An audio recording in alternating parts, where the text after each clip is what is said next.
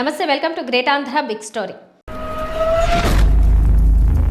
ఆంధ్ర రాజకీయం ఇప్పుడు ఫుల్ క్లారిటీగా కనిపిస్తోంది. జగన్ ఒక్కడు ఒకవైపు, పార్టీలు జెండాలు సంబంధం లేకుండా మిగిలిన పార్టీలు అన్నీ ఒకవైపు. షర్మిల నేరుగా జగన్నే తిడతారు. ఇప్పటి వరకు సాగిన కాంగ్రెస్ పాలన కానీ, చంద్రబాబు పాలన గురించి కానీ మాట్లాడరు. పవన్ కళ్యాణ్ సంగతి సరే, జగన్నే టార్గెట్. చంద్రబాబు 3 టర్ముల పాలన విషయాలు పొరపాటున కూడా ప్రస్తావించరు. వామపక్షాల సంగతి తెలిసిందే, బాబుగారు ఏమంటే అదే మాట. భాజపా సంగతి మరీ చిత్రం. ఆ పార్టీ కేంద్ర నాయకులు చోద్యం చూస్తున్నట్లు చూస్తుంటారు. లోకల్ లీడర్లు జగన్ మీద ఎగబడతారు.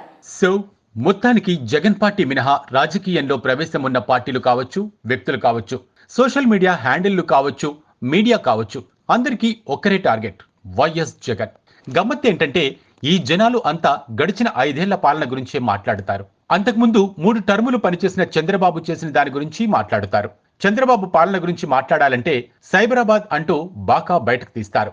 పోనీ అలా అని జగన్ చేసిన 100 పనుల్లో ఒక్కటైనా మంచి పని వీరికి కనిపిస్తుందా అంటే కనిపించదు. ఇదంతా ఓ సామాజిక వర్గం అద్భుతంగా అల్లిన సాలెగూడు. ఆ అల్లిక నుంచి ఎవ్వరూ తప్పించుకోలేరు. అది షర్మిలైనా, పవన్ కళ్యాణ్ అయినా.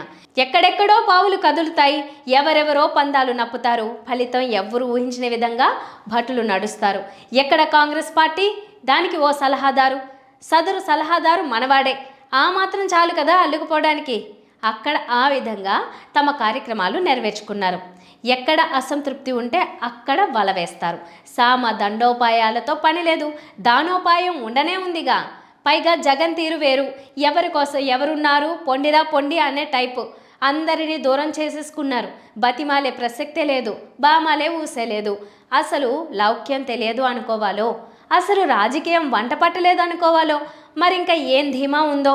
మొత్తానికి తన వైరి గణాన్ని జగన్ తనే బలోపేతం చేశారు. నిజానికి దగ్గుబాటి ఫ్యామిలీకి కావలసినవి చూస్తుంటే ఈ రోజు పురంధేశ్వరి ఇలా మాట్లాడే పరిస్థితి ఉండేది కాదు. అప్పుడే చెల్లెలికి రాజ్యసభ ఇచ్చేసి ఉంటే ఈ రోజు ఇలా ప్రశ్నించుకునే అవసరం ఉండేది కాదు.